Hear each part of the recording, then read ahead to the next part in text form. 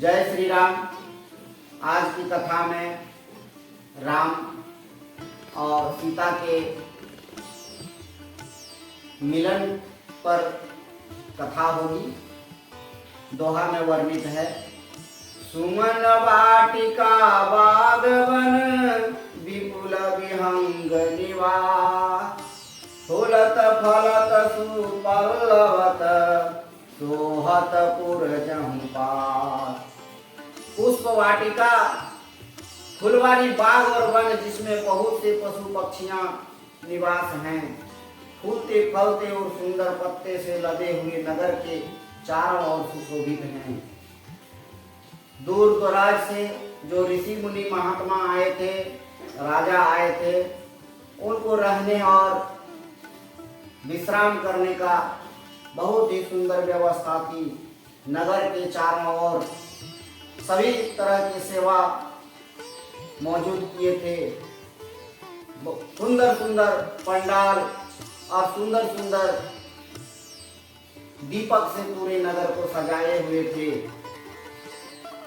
बनैन वरन नगर निकाई, जहाँ आई मन तहाँ लो भाई, चारु बजारु विचित्र अवारी, मणिमय विधि जनु संबर संहारी।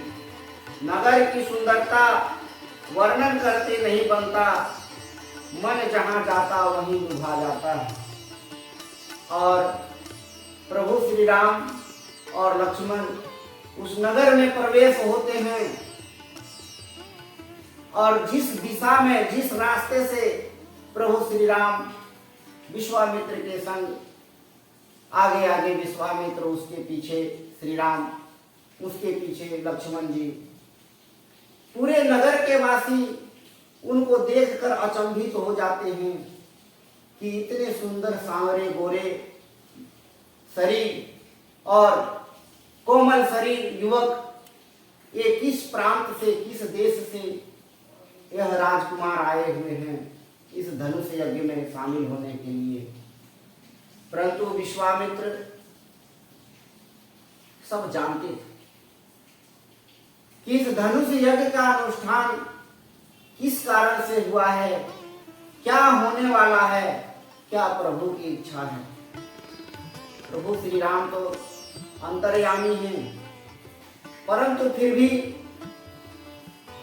वो मनुष्य का अवतार लिए हैं, तो वो जान करके भी अनजान होकर विश्वामित्र के पीछे पीछे चल रहे हैं।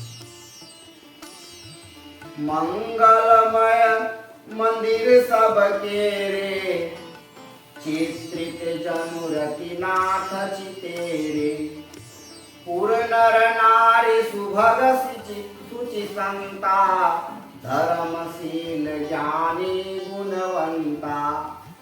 सबके घर में मंगलमय और उन पर चित्र कढ़े हुए हैं, कामदेव रूपी चित्रकार के अलंकार किया हुआ है।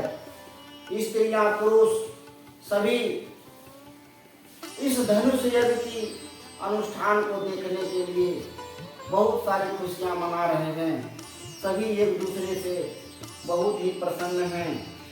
इसी में प्रभु श्री राम जब जनकपुर में प्रवेश किए, जिस रास्ते से गुजरे वहीं पर उनका आदर सत्कार हुआ और उन्हें बहुत ही आश्चर्य से देख रहे थे कि यह राजकुमार किस कारण से आए हैं।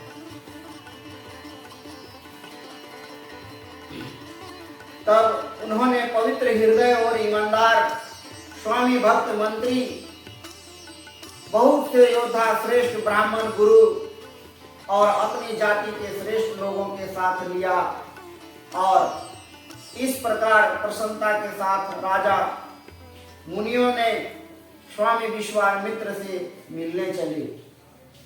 जब प्रभु श्री राम और लक्ष्मण के साथ विश्वामित्र जी जनकपुर में प्रवेश किए, राजा जनक जी ने जब अपनी कानों में सुना कि दो राजकुमार लेकर के विश्वामित्र हमारे नगर में प्रवेश किए हैं, तो अपने सगे संबंधी ऋषि मुनि कुल गुरु पुरोहित को लेकर के उनकी स्वागत में वहां पहुंचे और उनके चरण कमल को स्पर्श कर उन्हें चरण धोकर पूरे सम्मान के साथ उन्हें राजमहल में ले आए। किन्ह प्रणाम चरण धरि माथा, दीन्हि आशीष मुदित मुनि नाथा। विप्र वृंद सब सादर बंदे, जानि भाग्य बड़ राउर अंधे। राजा ने मुनि के चरण में मस्तक रखकर प्रणाम किया। मुनियों के स्वामी विश्वामित्र ने प्रसन्न होकर आशीर्वाद दिया। फिर सारी ब्राह्मण मंडली को आदर सहित प्रणाम किया और बड़ा भाग्य जानकर राजा आनंदित हुए। तब वर्णित है श्री रामचंद्र मानस में, कुशल प्रसन्न कहीं बारही बारा, विश्वामित्र नृपहि बैठारा। तेहि अवसर आए दो भाई, गए रहे देखन फुलवाई। जब विश्वामित्र जी को बड़े आदर के साथ राजभवन में अपने नजदीक में बैठाए राजा ने, उस समय दो युवक प्रभु श्री राम और भ्राता लक्ष्मण भी उनके साथ विश्राम गृह में बैठे और गुरु की आज्ञा पाकर प्रभु श्री राम और लक्ष्मण इस नगर की शोभा देखने के लिए, बाग बगीचे देखने के लिए उनसे परामर्श लिए, आज्ञा लिए और प्रभु श्री राम नगर का भ्रमण करने के लिए निकले। तो भगवान की महिमा कौन जानते हैं? प्रभु श्री राम सब ज्ञानी, सब जानते हैं, परंतु फिर भी अपने भ्राता के कहने पर नगर के चारों ओर घूमे और दोहा में वर्णित है, प्रेम मगन मनु जान निर्को, करई विवेक धरि दे। बोलई मुनि पद नाई सिरु, गद गद गिरा गभीर।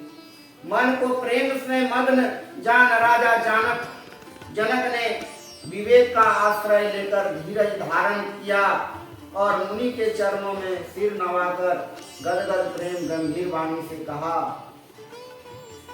कहु नाथ सुंदर दो बालक, मुनि कल कुल तिलक कृप कुल पालक। ब्रह्मदु निगम नेति करि गावा, उभय बेश धरि की शोभा आवा। हे नाथ, कहिए ये दो बालक जो सुंदर रूप आभूषण से अलंकृत आपके साथ में जो दो बालक हैं, वह किस राजा, किस प्रांत, किस वंश से हैं और इनका नाम क्या है? तब ऋषि मुनि ने कहा, ये जो दो बालक हैं अयोध्या नरेश राजा दशरथ के पुत्र राम और लक्ष्मण। यह जानकर राजा बहुत प्रसन्न हुए और मन ही मन बहुत गदगद हुए कि हमने जो धनुष यज्ञ का प्रतिष्ठान अनुष्ठान किया है, क्या यही हमारे राजकुमार, हमारी राजकुमारी के लिए यही राजकुमार भगवान ने योग्य समझ के हमारे राज दरबार में भेजे हैं, इस धनुष यज्ञ में भेजे हैं। उन्होंने संकुचित होकर अपने मन की बात को बोल नहीं पा रहे हैं, लेकिन भगवान तो भगवान हैं, उनकी आराधना, उनकी कृपा सब जान करके और श्री जानकी जी की दोनों से एक दूसरे से बगीचे में मिलन हुआ। दोनों एक दूसरे से आंख में आंख डाल करके प्रेम मुग्ध हो गए, मंत्र मुग्ध हो गए और प्रभु श्री राम जानकी जी से मिले। जानकी जी की सखियां तरह तरह की उपहास किए, तरह तरह के बात वर्णन किए कि यह सुंदर बालक, यह सुंदर जो दो वह आपके सामने उपस्थित हैं, क्या भगवान ने इसी को वर चुना है। इस तरह की तरह तरह की बातें पूरे जनकपुर में आलोचनाएं होने लगी, वर्णन होने लगी। तो प्रभु श्री राम जी की विवाह का यह कथा प्रसंग कथा के माध्यम से आप लोगों के बीच में लाए और आगे की कथा में हम वर्णन करेंगे कि किस तरह से प्रभु श्री राम और जानकी जी का विवाह हुआ। तो इस चैनल को देखने के लिए सब्सक्राइब करें और हमें मार्गदर्शन दें कि किस तरह से कथा में और हम अच्छा से अच्छा बेहतर आप लोग के बीच में लाएंगे। जय श्री राम।